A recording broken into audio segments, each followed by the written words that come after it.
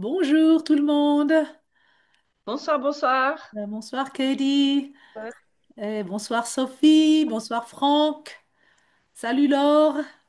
Bonsoir Salut. Michel. Ah, et bonsoir Luciana. Bonsoir. Mhm. Voilà, je suis en train d'enregistrer parce que comme ça, on va mettre l'enregistrement du live sur la plateforme. Comme ça, si des gens n'ont pas pu venir, ils peuvent aller voir l'enregistrement. Oui, voilà, pour voir l'enregistrement. Alors, peut-être que ben, il est 18h08, donc je vais commencer. Euh, bonsoir Sophie. Donc, je vais commencer et les autres gens pourront nous joindre au fur et à mesure. On sait qu'on est tous toujours très occupés. Voilà. Alors, bonjour à toutes et à tous, et bienvenue dans cette nouvelle table ronde organisée par Innovating Teachers Academy. Donc, comme je vous ai dit, cette session est enregistrée. Et si vous avez des questions, je vous invite à les noter dans le chat. Et nous prendrons un moment à la fin du live pour y répondre pendant le Q&A. Je m'appelle Dounia Chamberlain. Je suis enseignante et fondatrice de INTA, Innovating Teachers Academy. J'ai créé cette plateforme d'une simple idée. Les enseignants s'épanouissent quand ils sont connectés et quand ils sont soutenus et quand ils sont inspirés les uns par les autres. Donc, INTA propose différentes choses. Nous proposons d'abord une communauté bienveillante et inspirante et nous avons maintenant presque 400 membres dans la communauté. Nous offrons des formations par des formateurs et pour des enseignants centrés sur les vrais défis de la classe.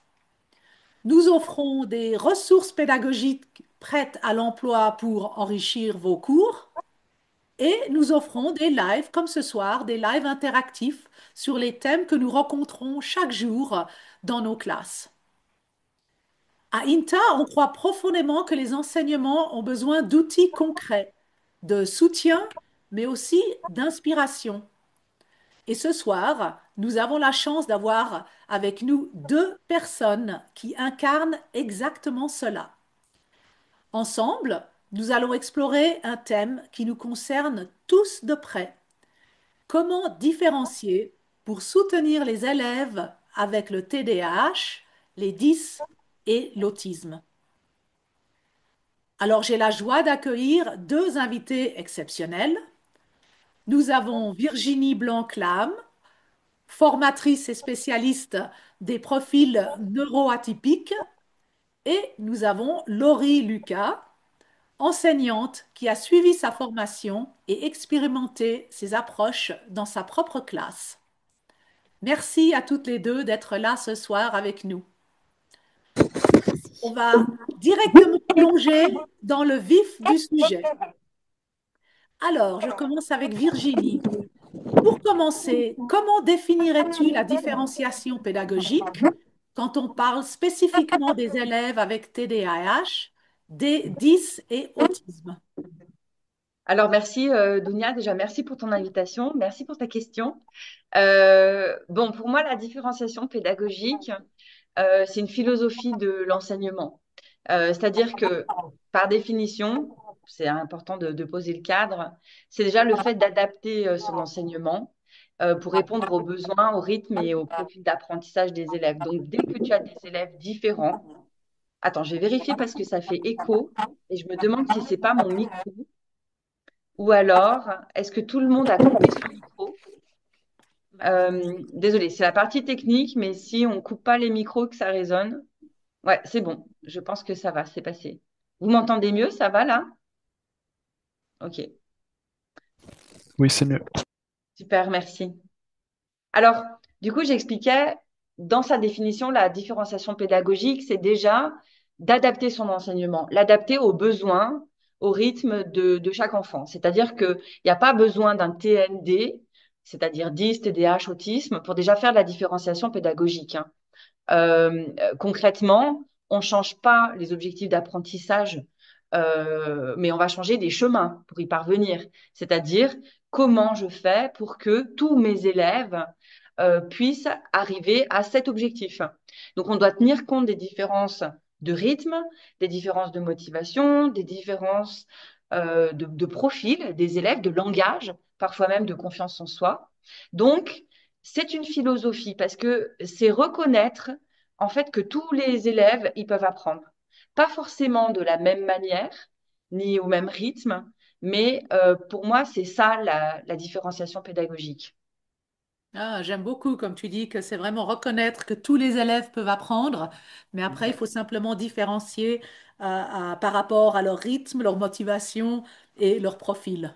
Exactement. Moi, je crois en l'éducabilité de tous, euh, pour peu que l'enseignement soit adapté. D'ailleurs, si on va dans la définition de qu'est-ce que c'est Oui, la pédagogie, c'est apporter un enseignement de la manière dont l'apprenant peut l'avoir.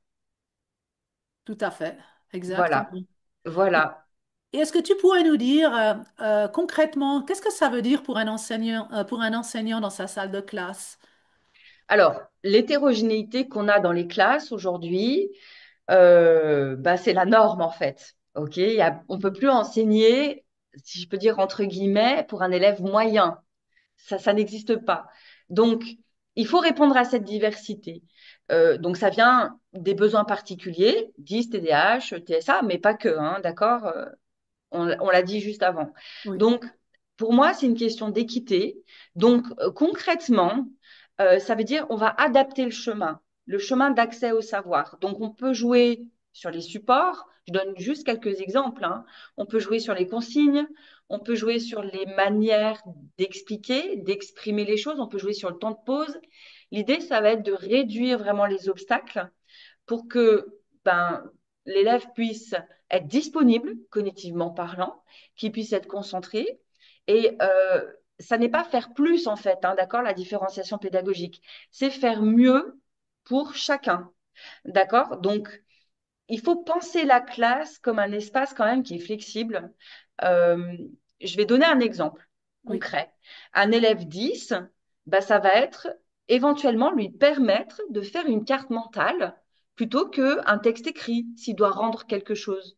Tu vois, par exemple, il doit rendre un texte sur ses vacances, raconter les vacances en expression écrite. Bon, est-ce qu'une carte mentale, ça lui convient mieux? Un élève TDAH, c'est permettre qu'il puisse se lever, voilà, et que finalement, s'il écrit en étant les fesses un petit peu en l'air, à moitié couché sur le bureau, tant qu'il est en train de remplir sa copie, somme toute, c'est pas si grave. Peut-être un emploi du temps visuel pour un élève autiste.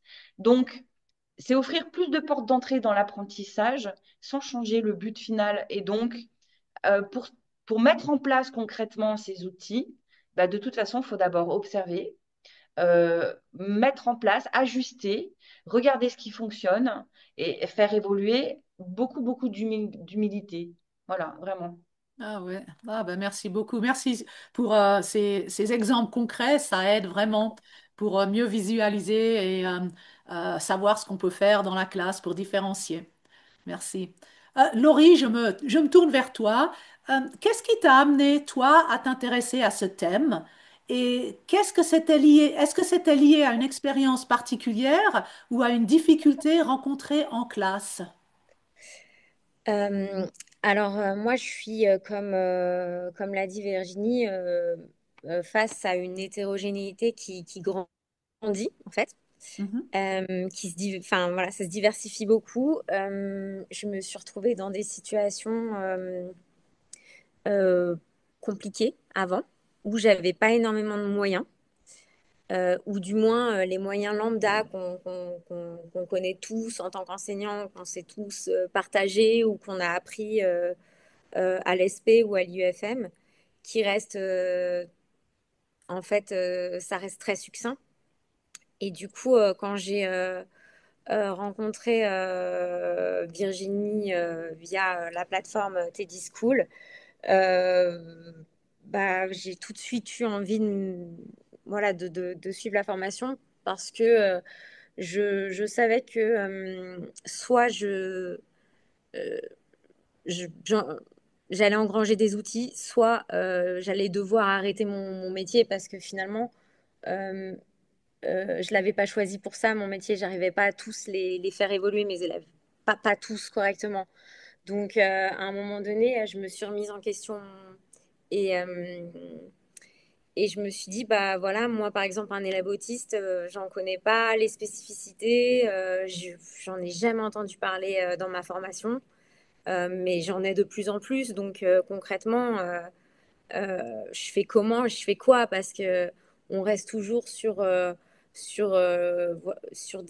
des neuromythes en plus, sur le fait que on peut pas faire ci, on peut pas faire ça avec eux, alors qu'en fait, il y a plein d'autres possibilités et que on a autant d'individus qu'on a, voilà, qu'on a de personnalités, d'élèves, de besoins et tout. Donc, voilà. Donc, quand j'ai rencontré Virginie, pour moi, ça me paraissait essentiel que je suive la formation, euh, qui n'est pas finie, hein, puisque moi, j'entame ma deuxième année à la Teddy School.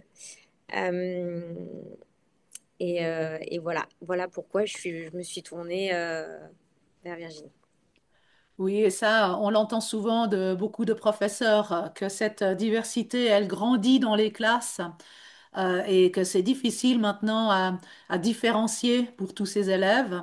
J'ai lu une statistique qui disait qu'aujourd'hui, on a entre 60 et 70% d'élèves qui ont besoin ou qui ont des difficultés d'apprentissage, ou que ce soit apprentissage ou langagier. Et donc, ça nous demande aux enseignants de différencier plus. Et c'est pas toujours facile, surtout quand c'est des apprentissages un peu plus compliqués, comme tu viens de dire, hein. Non, Tout à merci fait. beaucoup. Tout à fait. Alors, c'est vrai que tu as raison hein, sur ces 70%, je pense. Précisons quand même que c'est pas tous des élèves avec TND. Donc, TND, hein, c'est l'abréviation de troubles neurodéveloppementaux. Donc, ça englobe 10, TDAH, autisme. Là, on est sur un pourcentage officiel d'à peu près 15%, entre 10 et 15%. Et sur le terrain, par contre, je pense que Laurie sera d'accord avec moi, on est plus sur du 40%, 50%. Ouais, là, Voilà. Mais je pense que dans les 70% que tu as vus dans les études, ils doivent inclure ces fameux enfants qui ont le manque de confiance en soi ou qui ont un rythme différent, un petit décalage, tu vois, dans la maturité cérébrale. Donc, c'est des enfants parfois plutôt en retard, en fait. D'accord? Mais donc, il faut aussi différencier pour eux. Oui, tout à fait. Et c'était pas seulement des enfants avec des problèmes, des C'est difficultés ça. d'apprentissage, c'est aussi C'est des ça. enfants qui ont des difficultés langagières, puisqu'on a de plus en Voilà. plus d'enfants qui viennent dans les classes qui ne parlent pas forcément la langue de l'instruction. C'est Donc, ces ça. 60-70%, ça inclut les deux. Tout à fait. Ce Voilà. n'est pas Voilà. qu'une partie. Oui. Non, je Merci. précisais pour pas faire peur à tout Oui. le monde. Non, non, non, non, non, mais c'est bien de préciser qu'il Parce faut, que faut faire attention que c'est un peu de tout, hein, donc langagier ou apprentissage. oui, c'est ça. Super. Virginie, on le sait que enseigner dans la diversité, c'est souvent complexe. Et quelles sont, selon toi, les plus grandes difficultés que rencontrent les enseignants face à des élèves avec le TDAH, les 10 ou l'autisme? Bon, alors moi, ce que j'entends le plus souvent, c'est le sentiment de ne pas savoir par où commencer.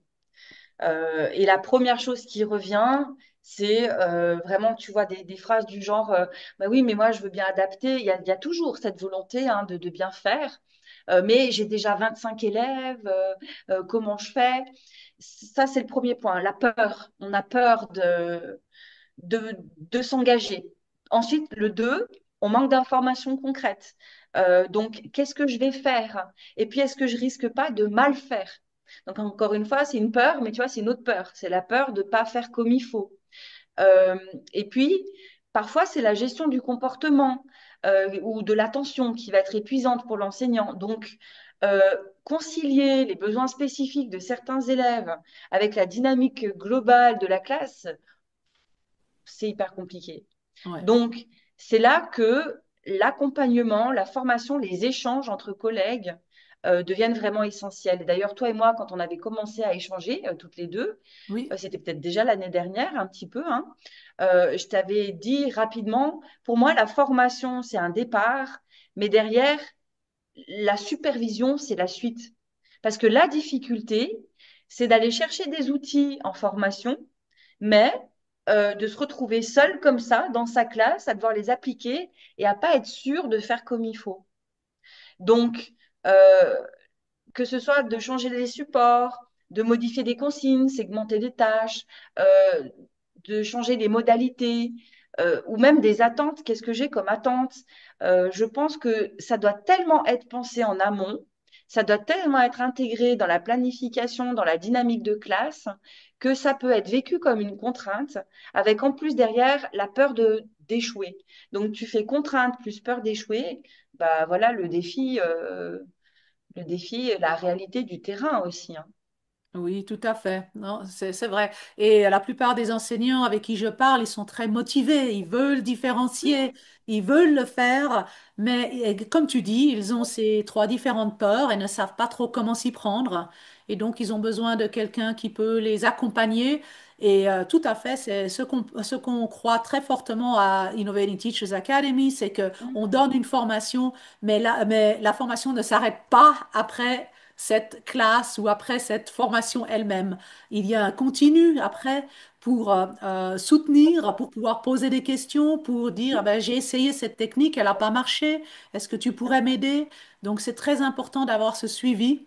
Et Mm. souvent, je trouve que dans des formations, on a cette formation qui vient comme ça, où les écoles nous offrent une formation qui vient parce que l'administration veut travailler dessus. On n'est pas sûr comment ça connecte. Et puis après, à la formation, on n'en entend plus parler. Donc, c'est très, très important d'avoir ce suivi. Tout à fait. Laurie, alors je vais revenir vers toi. Avant la formation, comment te sentais-tu face à ces situations? Donc, tu as dit que tu te sentais en difficulté. Ouais. Est-ce qu'il t'arrivait de te sentir un peu démuni ou de ne pas savoir par où commencer? Et est-ce que cette formation t'a un peu donné un chemin? Alors, oui, je me sentais démunie, je me sentais pas flexible du tout, surtout, hein. Mm. J'ai grandi dans un contexte où bah, j'ai pas eu l'impression que il y avait autant d'hétérogénéité dans mes classes. Donc, déjà, j'avais pas ce souvenir en tant qu'élève. Ensuite, en tant qu'enseignant, bah, j'ai eu une formation qui ressemblait plus peut-être à l'enseignement de quand moi j'étais élève. Et je me suis retrouvée sur le terrain, avec des situations diverses et variées. Et effectivement, comme je le disais tout à l'heure, avec ce rabâchage dès l'ESP ou l'IUFM qu'il faut adapter, que c'est important d'adapter, que c'est important de différencier. Et puis c'est tout. Et puis zéro outil, quoi. Et le Donc, comment? Ouais. oui, alors une fois que vous avez grossi le texte, une fois que vous avez mis deux, trois couleurs pour faire plaisir à tout le monde, enfin je veux dire, c'est cool, mais quand ça marche pas, bah, vous êtes tout seul. Et après, il y a voilà, il y a ça, il y a les enfants qui font, qui ont des troubles de comportement, qui sont aussi des enfants qui prennent une place énorme en classe. Et en fait, on a souvent l'impression de différencier et d'aider, mais un type d'élève en particulier, parce que finalement, on a une sensibilité qui fonctionne plus ou moins avec un type d'élève, et puis on a du mal à avoir la sensibilité pour d'autres, donc forcément, c'est plus dur. Euh, un exemple, moi, le TADA, je le vis au quotidien avec mon fils, avec mon conjoint, mais avoir un enfant qui a un gros tada en classe, qui peut pas s'asseoir, qui se lève tout le temps et tout, moi, je sais que ça me demande une flexibilité énorme à moi, déjà, avant toute chose, à moi, ça me demande une flexibilité quand j'arrive le matin. Ça veut dire qu'il faut que je sois en forme pour pouvoir l'aider au mieux, vraiment. Parce que déjà, il va m'épuiser, en fait, si je suis pas, moi, dispo. Donc, et donc, bah, je me suis vite sentie, comme beaucoup d'enseignants, hein, euh, à bout de ce que je pouvais faire pour certains. Ouais. Ah ben, je comprends bien, oui, et je pense que beaucoup de gens se sentent comme toi, qui se retrouvent dans la même situation. Tu as parlé au début donc que tu n'avais l'école ou l'endroit où tu travailles ne t'ont pas donné beaucoup d'outils. Est-ce que tu pourrais, par exemple, tu pourrais nous donner un outil que tu as pris donc de la formation de Virginie, un outil qui vraiment marche très bien pour toi, que tu utilises régulièrement?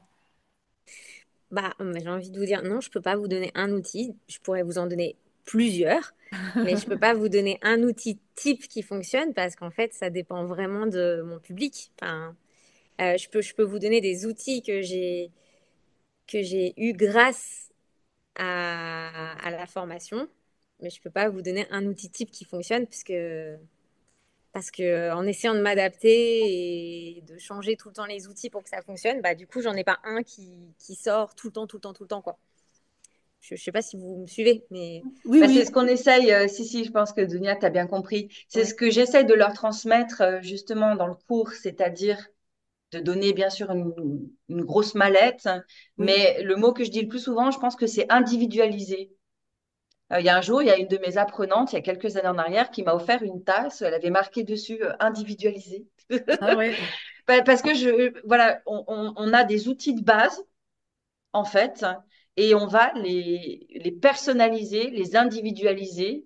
Et donc, voilà, c'est peut-être pour ça aussi que Laurie peut pas te citer un outil. Non, je peux Mais en citer plusieurs, mais je peux pas en citer un, effectivement, parce que mm, du coup, j'essaye dans la mesure du possible. Forcément, j'arrive pas à faire tout ce que j'aimerais faire et forcément, enfin, de toute façon, on n'a jamais fini quand on est enseignant. Enfin, là, je suis dans ma classe, mais en fait, si à minuit j'y suis toujours, j'aurai toujours un truc à faire.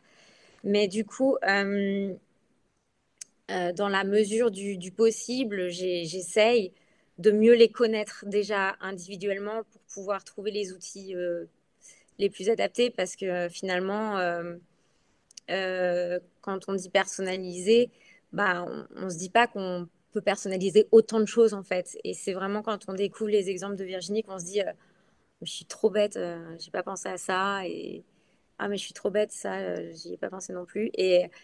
Et en fait, on se rend compte qu'il y a plein de petites choses qu'on pourrait faire déjà qui, mis bout à bout, bah, formeraient déjà un petit peu plus de contenu. d'accord. Donc vraiment, ça serait donc ce qu'il faut retenir, c'est qu'il y a plusieurs outils de base, mais ce qui est important, c'est vraiment de connaître ses élèves, de connaître le profil de chacun de nos élèves pour qu'on puisse prendre un de ces outils de base et l'adapter vraiment aux demandes, aux besoins de nos différents élèves. mm. Et D'accord. respecter des choses de base, tu vois. Je pense, Laurie expliquait, elle parlait du TDAH Ouais. et de la gestion des comportements problèmes. On a il y a des règles de base sur la gestion des troubles de comportement que tu dois appliquer tous les jours systématiquement. Je pense au contrat de comportement, parce qu'on en entend beaucoup parler. Tu peux pas savoir le nombre d'enseignants qui viennent vers moi en me disant non, mais les contrats de comportement, j'ai fait, ça marche pas.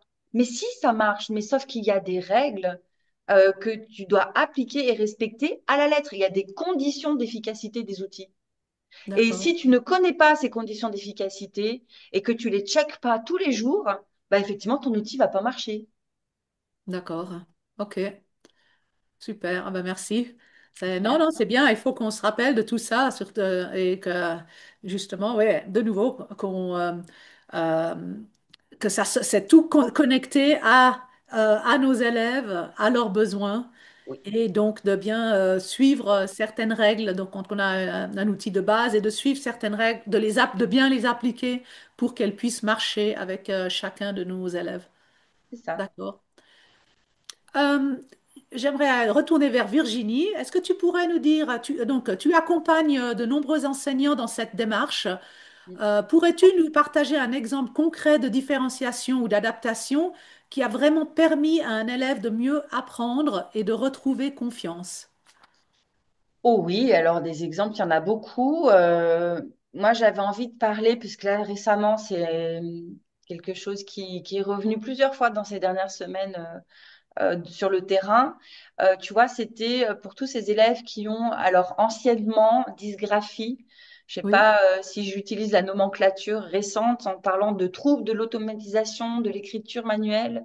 Ça va peut-être être un peu moins admis. Donc, dyspraxie, trouble de la coordination motrice, trouble développemental de la coordination motrice, avec l'impossibilité, si tu veux, d'automatiser l'écriture. Ça veut dire que le geste graphique, pour écrire, il est jamais automatique. Donc, bah là, on met en place, par exemple, l'outil informatique pédagogique avec des logiciels spécifiques dedans. Ça va accompagner l'élève jusqu'à l'université. Euh, et ça va permettre d'alléger l'écriture. Avant qu'on puisse mettre l'outil informatique en place, on va suggérer aux enseignants de faire des dictées à l'adulte ou alors d'utiliser une synthèse vocale. En fait, on se rend compte que ces enfants-là, eh ben, ils ont énormément de choses à dire, mais comme ils sont limités par l'écriture, tu parlais du langage, c'est Mhm. pareil, hein, il y a des limitations qui sont ultra puissantes, mais pas en termes positifs. Si je suis limitée dans mon langage, dans l'écriture, eh ben, je vais être limitée dans plein d'autres axes, en fait, hein, par effet rebond. Donc, Oui, des tout à fois, fait. un petit ajustement, parfois, ça peut être un changement d'outil. Et l'ordinateur, c'est pas si énorme que ça a changé, hein, comme outil. Eh ben, ça fait un grand changement dans le rapport à l'école pour l'enfant parce qu'il a plus d'engagement, plus de participation, une meilleure estime de lui. Ils comprennent, si tu veux, ces élèves-là, qu'ils ont le droit d'apprendre, mais d'apprendre différemment. Et en fait, ça change tout sur le plan de la motivation. Et pour l'enseignant, mais quel allègement! Parce que Mhm. finalement, bah, il y a plein de tâches qui prenaient du temps, fallait faire des rappels, et puis mettre une mauvaise note, en fait, c'est jamais plaisant. Non, Euh, Parce qu'on se sent en échec aussi en tant qu'enseignant, hein. tout à fait, ouais, tout à fait. Voilà. Ah ben Donc, cet exemple est très parlant, merci beaucoup. C'est un exemple concret, donc ça nous donne vraiment une bonne idée de ce qu'on peut faire et puis surtout l'effet sur l'élève. C'est ça oui. qui est donc sur la motivation, sur l'apprentissage lui-même. Mm. Donc Mais ils te le disent tous, hein.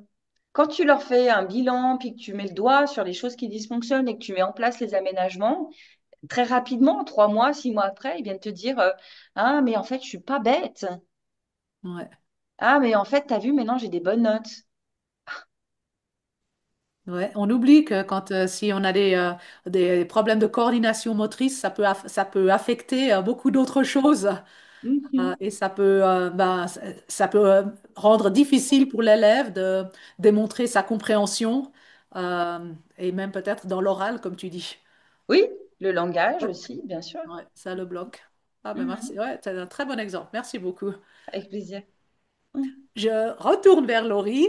Alors, Laurie, de ton côté, pendant la formation, est-ce qu'il y a eu un moment de déclic où tu t'es dit, ah, voilà, comment je peux faire quelque chose, comment je peux faire différemment dans ma classe?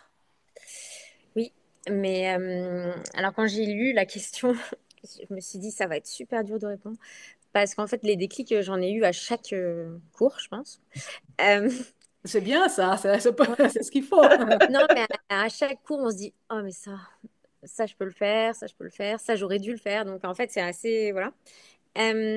Après j'ai la chance moi au quotidien d'être dans une école qui me donne les moyens aussi de faire Oui. certaines choses parce que en tant qu'enseignant, on répond aussi à des politiques environnementales, je vais dire pour résumer, qui sont plus ou moins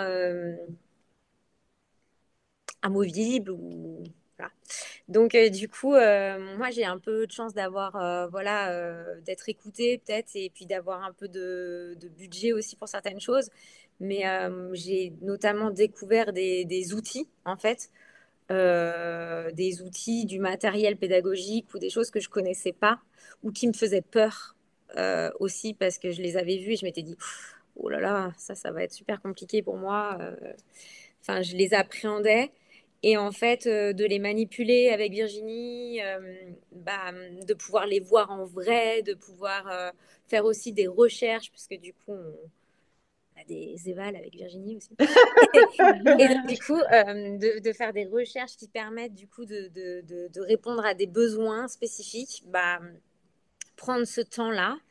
euh, c'est pour ça que je suis pas à jour dans mes évals. Prendre ce temps-là, bah, ça permet aussi de petit placement. Ça permet aussi de trouver plein d'outils concrets et de diversifier un peu les ateliers en classe. Et notamment, je me souviens donc, voilà, j'ai un exemple très concret parce que du coup, il date de la fin d'année scolaire passée où j'avais un enfant qui bougeait tout le temps et on avait vraiment. Alors, j'avais le seuil de tolérance qui était de plus en plus flexible hein, à tout ça puisque je savais que voilà, ça faisait partie de lui, qu'il fallait, que patati. Mais j'ai voulu quand même trouver quelque chose pour qu'il se contienne un peu, au moins qu'il reste dans un cercle, voilà, pour pas nuire aux copains. Et j'ai cherché vraiment des outils, on en a essayé vraiment plusieurs, il n'y avait pas grand-chose qui fonctionnait. Et un jour, bah, on a vu enfin, on a fait des recherches pour un travail spécifique avec Virginie, et là j'ai trouvé des objets divers et variés. Et du coup, j'ai suspendu une espèce de plateforme à mon bureau. Alors, voilà, j'ai la chance d'avoir le menuisier, le responsable, hein, à qui j'ai dit, bah voilà, on va acheter ça. Ça a un certain coût, effectivement, mais il faut me le suspendre le plus vite possible sous le bureau. Faut pas que le casier s'écroule. Faut que l'enfant il puisse faire comme une balançoire avec ses pieds tout le temps. Faut pas que ça fasse de bruit parce que Ouais, voilà. Et on a mis tout ça en place et en 48 heures, on avait réglé le problème. incroyable. Et voilà, ça Bravo. lui allait à lui, enfin voilà, ça lui convenait à lui. Voilà, cette année, je ne l'ai pas réutilisé du tout. Donc voilà, peut-être autre chose. Mais des outils qui tout de suite, je me dis bon bah, ah, on a trouvé ça, je vais l'essayer. Et puis bah si c'est pas lui, c'est un autre. Mais voilà, il y a eu plein de choses comme ça. Et et aussi dans mon discours vis-à-vis de la formation des parents, voilà, je me suis sentie plus légitime aussi sur plein de choses, dans le sens où bah, Virginie, elle nous sensibilise beaucoup au fait de, de, de, de rester sur des choses prouvées scientifiquement, voilà. Mhm. Et donc, du coup, de pouvoir être sûr qu'on valide que ce qu'on est en train d'avancer, c'est validé scientifiquement et pas. Voilà. Je pense notamment, je l'ai découvert malgré moi, mais ce qu'on parle souvent des enfin, des intelligences kinesthésiques, sensorielles et tout, bah voilà, ça enfin, pendant des années, on nous a bassinés avec ça, et en fait, bah, il s'avère que oui, oui, il y a des sensibilités, mais en fait, il n'y a pas on apprend, enfin, voilà, on n'est pas fermé, c'est un neuromythe, et du coup, bah, essayer de défaire ces pensées-là aussi Oui, et puis de pouvoir bah, voilà, réajuster avec des preuves scientifiques et pouvoir rendre mon discours légitime et me faire confiance aussi parce que en fait, je suis enseignant, je suis confrontée à des parents qui me disent non, pas du tout. Ou... Et en fait, il y a eu un moment où bah, s'ils disaient non, ils disaient non.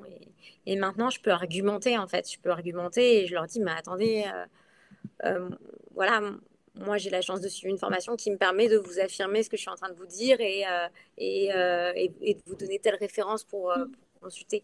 Et ça aussi, enfin, c'est pas que c'est un déclic qui fait que, mais c'est vraiment un truc que j'ai appliqué très vite pour le coup. oui. Ah non, mais ça, c'est ouais, c'est tellement important parce que souvent, quand on a des enfants avec des difficultés dans la classe, on aimerait essayer différentes choses. On n'est pas sûr si ça marche. Ensuite, ben, de nos jours, les parents sont de plus en plus vocaux. Donc, ils nous disent non, non, ça marche pas. Et donc, après, on perd un peu la confiance en soi. Et donc, ça, c'est vraiment un atout incroyable de savoir qu'ils sont basés sur des recherches. Donc, vous pouvez bien expliquer pourquoi, le pourquoi et le comment. Et j'ai aussi beaucoup aimé, comme tu dis, que tu trouves un outil et puis après, vous pouvez en parler ensemble. Vous pouvez voir, vous pouvez l'essayer, voir si ça marche et vraiment essayer d'avoir un soutien dans un groupe ou avec Virginie, d'avoir un soutien pour essayer de trouver le bon outil pour l'élève, cet élève en particulier. Oui, et effectivement, c'est plaisant. Oui, ben, ça c'est un grand avantage. Et de nouveau, on revient où on fait une formation, mais la formation, elle continue après la formation justement pour avoir ces conversations, pour pouvoir poser des questions, pour pouvoir justement avoir de l'aide Mm, quand on doit faire face à des parents qui ne sont pas certains qu'on fasse la bonne chose avec leurs élèves, avec leurs c'est enfants. ça. Le but, hein, vraiment, si tu veux, c'est de transmettre. Moi, je sème des graines, en fait. C'est-à-dire que je leur donne pas, OK, un outil tout fait comme ça, tu vois, tout carré. Non, c'est plutôt des types d'outils, de connaître les types de profils, de connaître diverses procédures. Et puis, c'est avec tout ça, tu vas faire l'outil qui fonctionnera pour cet élève-là est basé aussi sur des connaissances effectivement scientifiques, où on a la Ouais. preuve du progrès, on a la preuve que ça fonctionne. Ouais. Et ça, c'est avec très la important. procédure. C'est un ensemble, en fait. Et de, et de leur donner aussi le goût de la recherche, le goût de se dire, bah, tiens, je vais trouver ça par moi-même, parce que maintenant, j'ai compris comment ça fonctionne.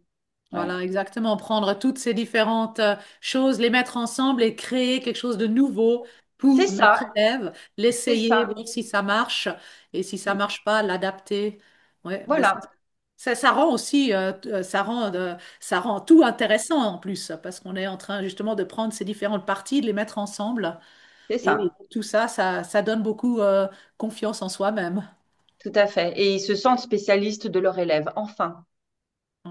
Ouais, et je rebondis, juste je me permets, c'est même pas que des outils du coup pour accompagner les élèves, mais aussi des outils pour nous enseignants euh, quand on sollicite une aide ou qu'on a besoin de démontrer quelque chose, pouvoir avoir des prises de données, et c'est ce qu'elle nous apprend, Virginie. Et en fait, on se dit effectivement, c'est totalement crétin que ça n'existe pas dans les formations parce que finalement, quand moi j'ai la chance d'avoir un pôle ressources, mais quand la personne du pôle ressources vient vous dire, mais c'est quoi le problème? Bah, il se lève tout le temps. Qu'est-ce Virginie, que ça veut dire? c'est quoi tout le temps? C'est Ouais, quoi tout le temps? exactement. Eh ben, tout le temps, ça change la donne si c'est 4 fois dans l'heure ou si c'est 50 fois dans l'heure. Dans l'heure, Et exact. du coup, si c'est 50 fois dans l'heure, bah, il faut faire quelque chose. Voilà. On va pas utiliser le même outil que si Et c'est si on, quatre fois. voilà. Et puis si on peut dire aux parents, bah écoutez, vous savez, j'ai fait un test et sur 1 heure, votre enfant, j'ai vu ses fesses plus que sa tête 50 fois. Souvent, 50 fois, ça. Et puis les petits bâtons là qui vous montrent 50 fois, je les noté. C'est, ça rend le propos indiscutable en fait. Oui, tout à fait. Et de nouveau, là, tu soulignes vraiment il faut vraiment connaître ses élèves. Et puis, il faut pouvoir bien décrire ce qui se passe. Pas Exact. faire comment ça s'appelle, des extrapolations ou de dire, oui, oui, tout, comme tu disais, tout le temps. Ou, il faut vraiment qu'on prenne des bonnes notes sur ce qui se passe dans la classe pour mieux comprendre comment on va pouvoir les aider. Exact. Ouais. Ouais, ça fait beaucoup de sens. Ouais. Ah ben merci Laurie. Je retourne vers Virginie, je fais un peu du ping-pong. Donc Virginie, beaucoup d'enseignants nous disent qu'ils aimeraient se lancer, mais qu'ils ont peur d'être débordés. Mhm. Selon toi, quelles sont les premières petites choses qu'on peut mettre en place sans tout révolutionner? Donc les premiers petits pas. Mhm. Alors, déjà prendre conscience que les enseignants ont peur, prendre conscience on a peur de ne pas avoir le temps, on a peur d'être impuissant, on voudrait tout faire pour tout le monde dans un monde idéal, prendre conscience que déjà, c'est pas possible. À partir de là, accepter de commencer petit. Donc moi, je dis toujours commencer petit, une activité qui va être différenciée, un support, un groupe à la fois, d'accord? Et puis changer de regard. Différencier, c'est pas faire plus, d'accord? C'est vraiment faire autrement. Donc, il ne s'agit pas de refaire tout le programme, parce que sinon on se retrouve devant l'Everest et puis là on se dit non mais je grimperai jamais. Donc ok, se donner du temps.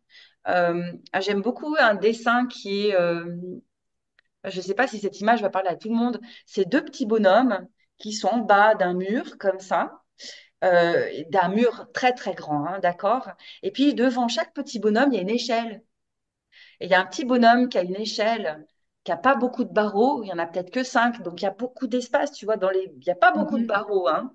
Et l'autre petit bonhomme, il en a plein, des barreaux, beaucoup plus, mais donc c'est tout petit. Eh ben voilà, si vous étiez un petit bonhomme, quelles échelles vous auriez envie de prendre? Alors souvent, on veut prendre celle qui n'a pas beaucoup de barreaux, parce qu'on se dit, ah, ça va être vite fait. Et en fait, c'est là Non, qu'on se trompe. Donc voilà, d'être, comment dire, patient avec soi-même, surtout déjà, et puis de faire des micro-ajustements.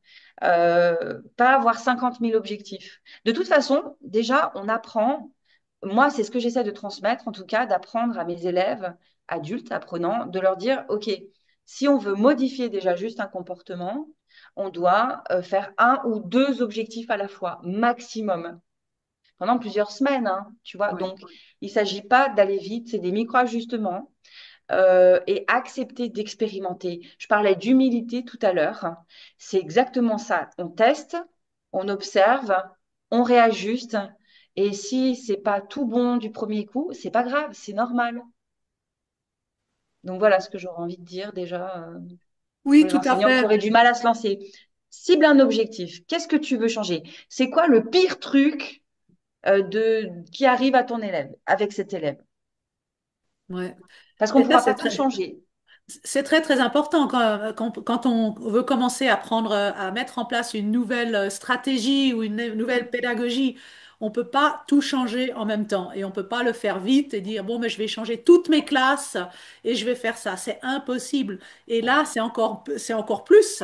Il faut Ça. vraiment faire ces petits pas. Il faut tester, comme tu dis, il faut observer et puis il faut réajuster. Puis va peut-être devoir réajuster plusieurs fois. Et donc, c'est important d'être gentil avec soi et Oui, de mais prendre le temps. comme Laurie, par exemple, hein, l'élève dont elle parlait, qui se levait beaucoup, hein, qui commençait à être très envahissant pour le reste de la classe, elle n'a pas décidé que il allait rester assis sur sa chaise et plus bouger. Elle a décidé que déjà, elle allait réduire, tu vois, le cercle. OK?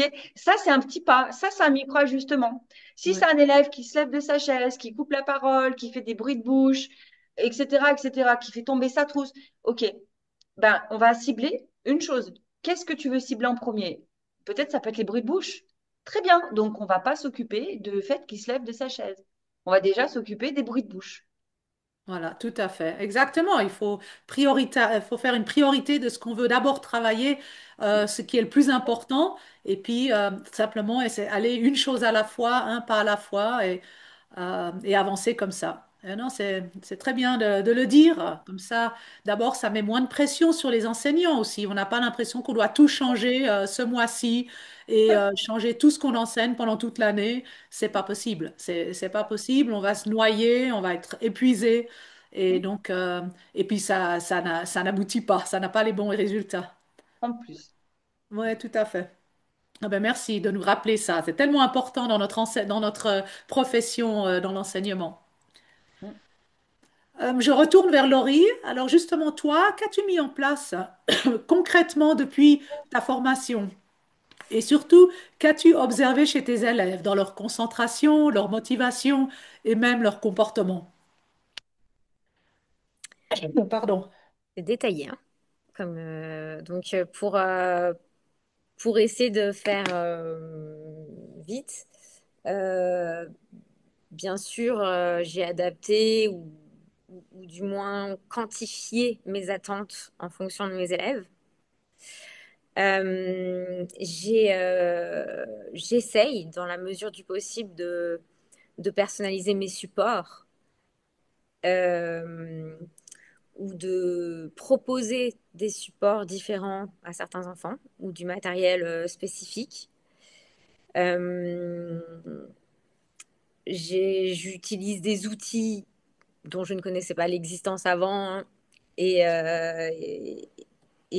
voilà.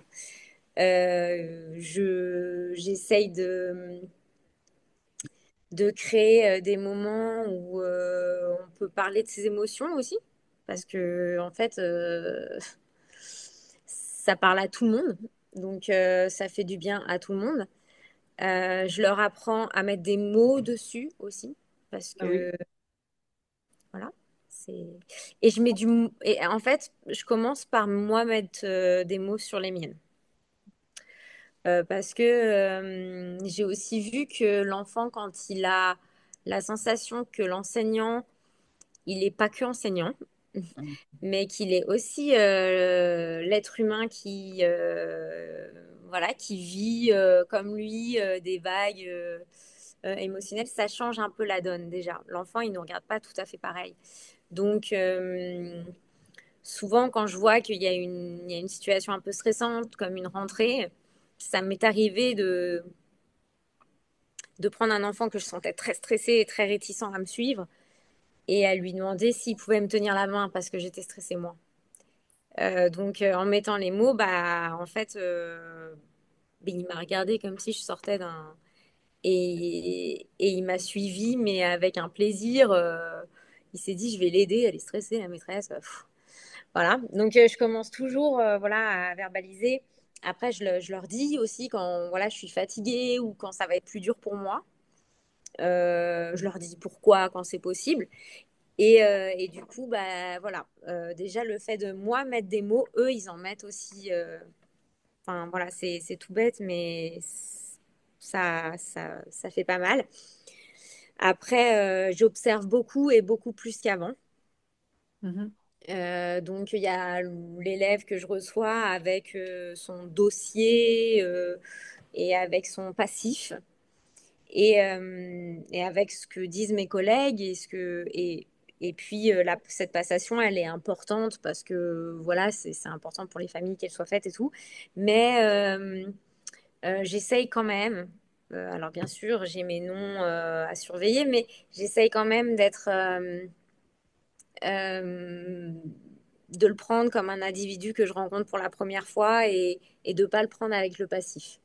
Parce que finalement, on est aussi des êtres humains et puis avec telle ou telle personnalité, ça va passer plus facilement que d'autres. Donc aussi, j'essaye de ne pas partir sur des Exactement. a priori qui me renferment dans quelque chose. Et j'observe donc les difficultés, les points forts. Et je réajuste aussi ce que je fais. Et Virginie, elle nous forme à ça, de toujours réajuster nos outils, réajuster nos, voilà, nos suivis et de voir si, voilà, là où on peut progresser, là où on peut enlever du soutien, là où on peut en rajouter pour qu'en fait, vraiment, le chemin, il se fasse jusqu'au bout. Et pas que, ah, ça y est, vous avez trouvé un truc qui fonctionne, bah, c'est bon, la remédiation est faite pour l'année. Non, parce que du coup, déjà, le but, c'est quand même qu'on l'emmène vers quelque chose où il n'en aura plus besoin. Et donc, de pouvoir me réajuster en permanence. Euh, J'essaye aussi d'expliquer à mes élèves un peu plus. Bon, là, c'est encore un peu dur en ce début d'année parce que bah, on est quand même au mois de novembre et c'est quand même le début d'année, même si c'est mine de rien, voilà. Donc, ils sont encore petits, les miens, mais j'essaye aussi des fois de leur expliquer que bah, leur cerveau, il fonctionne comme ça. Donc, en fait, peut-être que si on prend en considération que leur cerveau, il fonctionne comme ça, eh ben, on peut réajuster parce qu'ils sont conscients d'eux. Donc, leur donner conscience, voilà, comme nous, hein, on connaît nos limites, on sait qu'on fonctionne mieux comme ça, on est plus efficace comme ça. Donc, on essaye de chercher avec eux, voilà, comment ils sont plus efficaces et leur faire conscientiser juste ça. Donc, en termes de méthodologie aussi, tout simplement. Voilà, et ça permet de travailler aussi la concentration. Donc, pareil, il y a plein d'outils pour travailler la concentration, mais en se connaissant mieux, voilà. Et puis, comme je fais attention, enfin, j'essaye, bien sûr, je suis pas parfaite, mais du coup, j'essaye de pas les stigmatiser dans un, voilà. En fait, j'achète toujours plus de matériel, je commande un peu plus de matériel. Je leur propose les espèces de cabanes alors moi je l'appelle la cabane, mais c'est pas une cabane. C'est l'isoloir là pour travailler. Je sais même pas comment on l'appelle. Mais et je leur ai dit bah voilà ça c'est des cabanes de concentration. On se met dans notre cabane, clac, et puis on regarde plus Mhm. personne. Et en fait bah même les neurotypiques, je vais dire, ils adorent le coup de la cabane. Donc en fait finalement j'en ai et puis ils me disent des fois Laurie je peux prendre la cabane de concentration. Oui, mets-toi dans ta cachette. Moi, j'aurais adoré travailler dans ma cachette. Et finalement, bah, celui qui en a vraiment besoin, bah, il est dedans et ça l'aide. Et en fait, celui qui en a plus ou moins besoin à côté, mais ça lui fait, voilà, ça lui fait un bien fou. Il a l'impression d'avoir travaillé mieux. Bah voilà, je leur laisse cette possibilité aussi d'intervenir eux Mhm. sur leur travail. Donc, j'essaye d'avoir ces outils à disposition dans la classe. Euh, Après, voilà, je leur explique aussi que il y a des moments où il faut qu'on se concentre fort, fort, fort. Donc, on fait des exercices et puis je leur dis, ça va là, on est tous concentrés, on arrive tous à... Voilà, est-ce que je peux capter tout le monde? Parce que là, ça va être un truc super, super important. Et donc, j'essaye aussi de capter par des jeux d'attention sur les moments clés de l'enseignement, en tout cas, l'attention. Et du coup, bah, ça rend globalement l'ambiance de classe plus sereine. C'est plein de petites choses qui font que c'est plus serein. C'est plus, voilà, ils se sentent autonomes, en fait, de Oui, dire, bah voilà, moi je fonctionne comme ça, je fonctionne comme ça. Et une chose que je mets beaucoup en place, enfin que j'essaye parce que c'est un changement important dans mon rôle d'enseignant parce que j'ai pas été habituée à le faire, donc du coup c'est pas toujours facile, mais c'est de d'enseigner de manière explicite euh, oui, c'est tellement important. et puis de leur donner des petits plus de cette voix intérieure qu'ils ont tous là, donc La la métacognition. ouais la métacognition et donc du coup de leur dire bah, que voilà, moi, quand je fais l'exercice aussi, bah, je me parle à moi-même et du coup, je me dis ça. Et on travaille, en fait, je personnalise pas du coup mon travail avec les enfants, je le fais avec toute la classe, ce travail. Donc, Exactement. du coup, ça me permet d'avoir l'impression de faire un enseignement pareil pour tout le monde, alors que du coup, j'ai donné à chacun. Et les mots de la dictée, bah, on les travaille comme ça tous les jours. Tous les jours, on les écrit, on les photographie, on les met dans les tiroirs de notre cerveau. On les fait les yeux fermés, on fait des jeux avec dans le dos, on se les écrit dans le dos, on apprend à les reconnaître. Et en fait, en mettant en place ça pour tout le monde, et bah en fait, ça fonctionne très bien pour tout le monde, du coup. Oui, tout à fait. Ces stratégies sont utilisées pour même une classe, pour toutes les personnes dans la classe. Et j'aime beaucoup, comme tu dis, comme tu modélises avec les élèves. Donc, tu montres comment mettre des mots sur des émotions. Tu leur montres justement qu'est-ce qui se passe dans ta tête quand tu fais une réflexion ou quand tu réfléchis à un problème. Parce Mm. qu'en modélisant ça, eux, ils peuvent, bah, tu rends ta pensée visible. Et après, tu peux aussi demander de voir, tu peux utiliser des stratégies pour voir leurs pensées et comme ça, on peut mieux les aider. Quand on comprend ce qui se passe dans la tête, on peut définitivement mieux aider. J'aime aussi beaucoup, comme tu as dit, que c'est tellement important qu'ils prennent conscience de la manière qu'ils apprennent et de la manière que leur cerveau marche. Parce que déjà, ça leur donnera une confiance en eux. Et puis après, s'ils comprennent comment ça marche, eh ben, ils peuvent mettre plus d'outils, ils peuvent un peu aller dans des directions différentes pour mieux apprendre. Donc, non, tu nous as donné des exemples et des stratégies excellentes, non? Merci beaucoup. Mm, mm. Ah, écoutez, avec plaisir, mais c'est surtout Virginie, mais bon. Non, non, mais c'est très Mais bien, c'est ce qu'on a besoin. c'est ce qu'on apprend, c'est Voilà, très bien. La métacognition, le fonctionnement, de rendre l'enfant acteur de voilà. ses adaptations, de ses aménagements. Mais pour qu'il soit acteur, il faut qu'il comprenne comment il fonctionne. Donc là, on se heurte parfois à un autre souci, mais qu'on n'abordera probablement pas ce soir, c'est l'annonce du diagnostic. Parce qu'on a Ah dit que oui, ce soir, on parlait des TDAH, 10, autisme. Et parfois, là, on a un problème. ouais, Parfois, on a un souci. Alors, on peut faire l'enseignement explicite, le modelage. Moi, ça fait déjà plus de 15 ans que l'enseignement explicite, j'en parle dans mes cours. Ça arrive enfin en Europe. Il était temps parce oui, qu'effectivement, on a des méta-analyses qui nous prouvent tous les bienfaits de cet enseignement explicite versus zéro étude qui valide le constructivisme. Et on continue de former les enseignants, malheureusement, par contre, à ça. oui. Donc ça va changer, j'en suis sûre, mais ça change Doucement. tout. Ça change tout, effectivement, dans une classe. Tout à fait, je suis complètement d'accord. Moi, j'utilise ça beaucoup en classe aussi et je ne pourrais pas imaginer ne pas l'utiliser avec mes classes. Mais oui, il faut que plus de gens l'entendent, justement, c'est ce qu'on fait et Mhm. de plus de personnes l'utilisent. Exact. J'aimerais poser une dernière question pour ce soir à vous deux. Donc, si vous deviez transmettre un message à un enseignant qui se sent parfois dépassé face à la diversité de sa classe, quel serait-il? Vous pourriez nous donner chacune un message. Alors, pour faire court, moi, j'aurais envie de dire, vous n'êtes pas seul. Allez dans le mouvement, allez vers l'élève. La différenciation, c'est pas la perfection. La différenciation, c'est essayer et croire que les élèves peuvent réussir. Voilà. Ah, super, ouais, très bien. Ouais, et c'est surtout que en plus, quand bien même cet enseignant merveilleux remédie parfaitement aux difficultés de ses élèves, il aura jamais plus de boulot, hein. Donc, enfin, je pense qu'il faut vraiment qu'on se, enfin, moi j'essaye de le voir comme ça. Genre, Virginie l'a dit tout à l'heure, elle a dit, on pourra pas tout régler.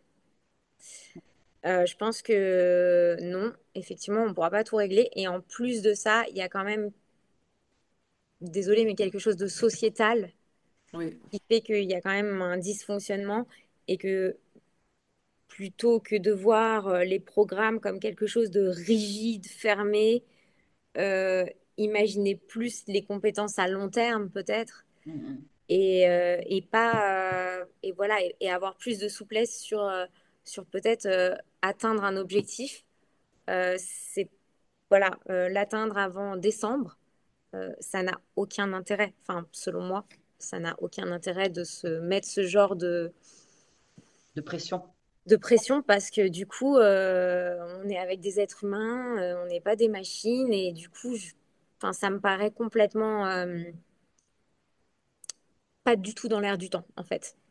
Et je pense qu'il y a tout un système aussi qui est à revoir et que du coup, l'enseignant, son rôle aujourd'hui, c'est de remédier parce que du coup, il a pas d'emprise sur ce système. Donc, euh, c'est la seule ressource qu'il a aujourd'hui, en fait. Et que s'il n'a pas ces capacités-là et cette capacité d'adaptation, bah, je pense qu'il restera pas enseignant, ouais, en fait, pour lui déjà, avant tout. Et, tout à fait. moi, je sais que c'est dur tous les jours, dans le sens où Euh, ça me plaît de le faire, mais si je veux que ce soit parfait, je vais être malheureuse, quoi. Mm. Donc, Mm, C'est pas la perfection, exactement. ouais. je me dis que bah quand ça marche, c'est déjà cool en fait. Ça. Ah ben, merci beaucoup pour vos deux messages très puissants. Ces deux, moi je les appelle des nuggets. Ces deux nuggets qu'on peut prendre avec soi après cette heure de riche en idées et en stratégie. Avant de finir, j'aimerais juste voir, est-ce qu'on a des questions dans le chat? Est-ce que donc les personnes qui ont écouté, nos participants, est-ce que vous avez des questions pour Virginie et Laurie? Je vais ouvrir mon chat.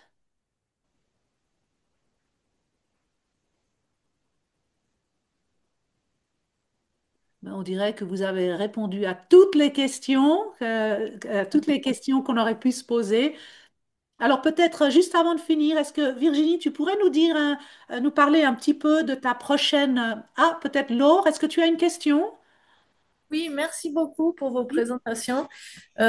J'aurais aimé vous demander, quand vous avez des élèves qui ont du mal à gérer la façon dont ils se concentrent du point de vue du mouvement dans la classe et puis du point de vue des bruits de bouche. Donc, admettons que on se dise, bon, on va les aider à penser aux bruits de bouche. Est-ce que vous avez des stratégies particulières, des images que vous leur donnez pour les aider à gérer ça?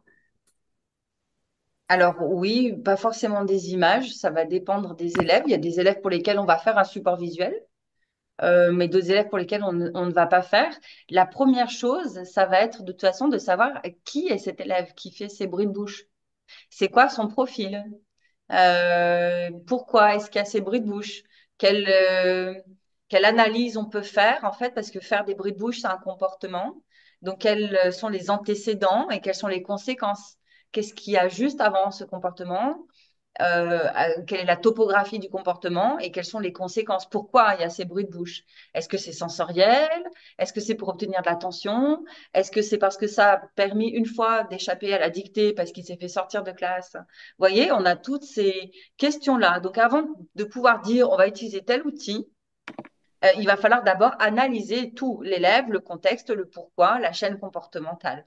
À partir de là, on décidera, OK, alors on va lui faire un support visuel, on va mettre en place un système, par exemple, de renforcement positif, ou au contraire avec retrait pour finalement il y aura une tâche qu'il aime bien faire, comme effacer le tableau, il va pas pouvoir y accéder. Ou voilà, les solutions sont infinies, j'ai envie de vous dire. Le choix sera en fonction de d'abord tout ce qu'on aura décortiqué dans le qui, le pourquoi, le comment, en fait. Et Merci. d'ailleurs, si je peux vous mettre à l'aise sur le sujet, j'ai actuellement un enfant qui fait des bruits de bouche du matin jusqu'au soir. Moi, j'ai pu identifier que en fait, les bruits de bouche, c'est avec moi. Parce que dans mon école, ils ont d'autres enseignants pour les langues. Et en fait, c'est clairement avec moi. C'est un enfant qui n'a pas envie d'être dans un système français, qui vient de l'étranger. Et en fait, son refus d'obtempérer aujourd'hui, il n'est qu'avec moi, qu'avec la titulaire de classe, parce que moi, j'enseigne en français. Et donc, on a mis en place un contrat, on a mis en place en fonction de ses envies, voilà, on a fait plein de choses et j'ai toujours pas trouvé le moyen d'arrêter les bruits de bouche de manière durable. C'est-à-dire que j'arrive à les canaliser, Mhm. mais j'arrive toujours pas à les éliminer au quotidien. Et il y a un Et, TDAH chez cet enfant? alors, diagnostic posé, non. Pour en connaître pas mal de... Oui, tu penses, en tout cas, Oui, suspicion, oui, oui, oui, je pense. avec le versant hyperactif, c'est ça? Oui, oui, oui, oui. Ok. Et du coup, tu as rempli les grilles ABC, antécédents, comportement, conséquences.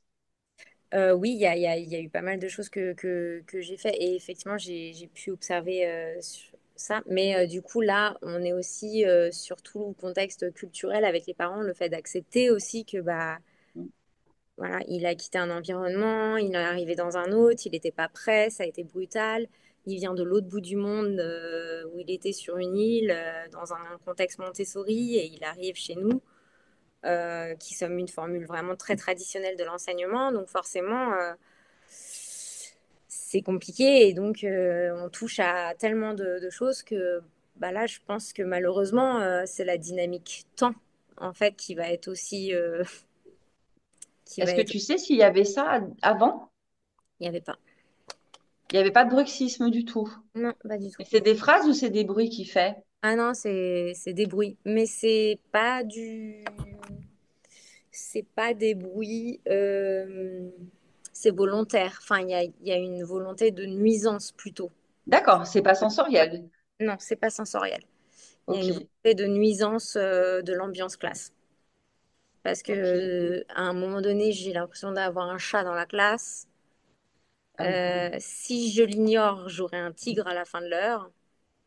Bah oui, il fait un but de distinction. Et, et c'est arrivé que je le sorte quand même, parce que malgré tout, j'ai mes limites. Mmh, Et j'ai un tigre qui gratte à la porte, du coup. mmh. Donc voilà, c'est. Mais voilà, il n'y a pas, enfin, il n'y a pas de solution miracle et c'est en ça aussi que, Bah là, enfin, clairement, tu vois, sur cette situation, c'est hyper intéressant. Ça permet aussi d'illustrer un peu pour Laure. Parce que clairement, sur cette situation, on va faire, l'outil qu'on va utiliser, c'est l'analyse comportementale, pure et dure. C'est-à-dire que là, on sait que c'est pas quelque chose de sensoriel.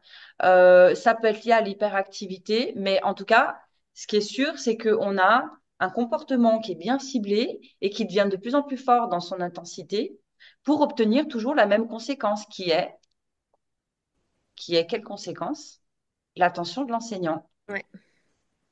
D'accord? Donc, l'outil ici, pour gérer ça, ça sera du comportementalisme. Mais comment le mettre en place? La question, ça va être ça. Parce que Eh du ben, coup, c'est si ma des fois on difficulté le aujourd'hui en sort groupe. et si des fois on le sort pas, eh ben on va aussi renforcer ce comportement. Donc là, on a toutes les notions du pic d'extinction, on a toutes les notions de antécédent-conséquence. Donc, il y aurait plusieurs autres outils à mettre en place, mais en tout cas, on sait qu'on va aller piocher ces outils dans l'analyse du comportement, déjà. Et il y a aussi des outils qui sont super à mettre en place dans le cadre d'un pôle ressources ou d'un enseignant supplémentaire. Ouais, Chose qui est quand même plus difficile à faire en tant que titulaire de classe. exactement. Et là, moi, je suis un peu freinée dans le fait que je pourrais voilà, j'arriverais à le, j'arriverais à le gérer plus facilement si je l'avais en relation cours, voilà, cours sortie de classe ou en petit groupe ou quoi, mais avec le collectif derrière, je suis un peu limitée quand même Mm, mm. dans ma, dans ma, voilà, dans mes possibilités. Et donc, bah, je m'avoue pas vaincue, mais en tout cas, voilà, c'est un problème qui existe et voilà, voilà, qui est un problème qu'on va Voilà. régler, mais qu'on va peut-être mettre un peu plus de temps à régler Mm, qu'un autre. mm. Je vois une autre question dans le chat. Peut-être, moi, je vais essayer de le prononcer parce que c'est comment envisagez-vous le binôme enseignant AESH? Pardon, je ne sais pas ce que c'est le AESH. Alors, les AESH, ce sont des personnes en France qui viennent soutenir l'inclusion. AESH, c'est l'abréviation de assistant d'éducation pour les élèves en situation de handicap ou auxiliaire d'enseignement pour les élèves en situation de handicap, quelque chose comme ça. D'accord. Alors, c'est un statut qui est très particulier parce que les AESH en France ben, sont pas formés, sont pas qualifiés. C'est pas comme en Suisse où, si tu veux, c'est les enseignants spécialisés qui viennent en classe pour soutenir des élèves à besoins éducatifs particuliers. Et donc, il y a des lois et des décrets qui expliquent quels sont les rôles et les missions des AESH et de l'enseignant et comment doit fonctionner le binôme enseignant-AESH. Il y a même un livret d'accueil de l'AESH qui existe, que d'ailleurs même parfois les enseignants français des AESH ne connaissent même pas. C'est assez rigolo. Donc, c'est une question qui est hyper large. Et moi, j'en réfère aux lois et aux décrets. Je pense que c'est important. En France, l'AESH n'a pas le droit d'enseigner. En France, l'AESH, elle est là pour normalement vérifier la bonne application des adaptations et des aménagements pédagogiques. Sauf que, comme on a beaucoup d'élèves à besoins particuliers, eh bien, l'enseignant de classe, en général, se repose sur l'AESH qui prend en charge la pédagogie, sans avoir la formation, bien sûr, adéquate. Donc, du coup, il y aurait plein de choses à dire sur le binôme enseignant-AESH. Il faudrait peut-être préciser un petit peu la question. Michel, est-ce que Michel. vous aimeriez préciser un peu la question ou est-ce que la réponse de Virginie vous a bien aidé? Non, non, peut-être pas. Après, on peut bien sûr en discuter. Enfin, moi, j'ai une adresse de contact. Faut pas hésiter à venir m'écrire s'il y a des questions qui sont restantes, hein. D'accord. Ben, je mettrai ça dans l'email de suivi. Est-ce que juste avant qu'on finisse et Ah, je qu'on... crois que Michel a ouvert son Ah, micro. pardon, Michel? J'ai vu le micro qui s'ouvrait, du coup, Ouais. mais on n'entend pas. Non. Est-ce qu'alors, juste avant de finir, tu pourrais nous dire un petit peu sur ta formation à venir les mercredis 12 et 19 novembre? Tu vas donner une formation sur l'aspect sensoriel en autisme pour la Oui, pratique de classe. Tu pourrais nous en oui, dire un petit peu? oui, c'est toutes les. Alors, un élève autiste a des particularités sensorielles, d'accord? Ça veut dire qu'il ne gère pas l'information, les informations sensorielles qui viennent à lui de la même manière qu'un enfant neurotypique. Les différents bruits, les différentes odeurs, les différents types de lumière qu'il peut y avoir en classe, par exemple. Je parle même pas du mouvement, du proprioceptif, etc. Et donc, l'idée, c'est d'éclairer les enseignants sur c'est quoi les particularités sensorielles, quels sont les impacts sur l'élève en classe, parce que ça change tout. Si tu donnes un polycopie pour faire des mathématiques à un élève autiste sans l'adapter en fonction des particularités sensorielles, eh ben, peut-être il va pas être capable de gérer l'information, alors que s'il y a une adaptation du support, il pourra gérer cette information. Et donc, c'est prévenir aussi d'un point de vue académique, donc la pédagogie, enseigner, et puis permettre aussi de mieux gérer bah, le trop-plein émotionnel, hein. Tu vois, on parle souvent de la crise, entre guillemets. Et donc, et donc c'est ça, le but de ce cours. Voilà. D'accord. Ah ben Vraiment super. sur un focus, tu vois, TSA et aspect sensoriel. Je vous encourage tous à, bien entendu, vous inscrire à cette formation. Là, vous maintenant, vous connaissez bien Virginie, donc vous savez ce qu'elle peut vous offrir. Et donc, je vous encourage à vous inscrire. C'est très facile. Vous allez juste sur la plateforme et vous verrez sous les différentes formations, elle sera là. Ce que je vais faire, c'est que je vais vous envoyer un email avec le lien pour l'enregistrement, plus le lien pour vous inscrire directement à la formation. Merci Merci beaucoup Dunia, pour être venu ce soir et merci à toi Virginie, à toi Laurie avec pour être plaisir. venu avec nous et à nous expliquer et parler avec nous et nous éduquer justement sur cette pédagogie. Je vais Merci beaucoup.